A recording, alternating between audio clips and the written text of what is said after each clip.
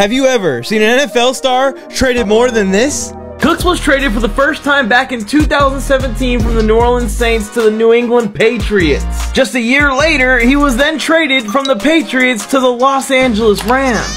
Cooks was then traded again in 2020 from the LA Rams to the Houston Texans. Brandin Cooks was shipped from the Houston Texans to the Dallas Cowboys, officially tying the record for most times a player has ever been traded in NFL history. Cooks has also now been dealt for 2 first-round picks, a second-round pick, a third-round pick, a 5th-round pick, and 2 6th-round picks. He was released last offseason and re-signed with the team that drafted him, the Saints. But the Saints hardly used him and got so bad they even traded star wide receiver Rashid Shaheed.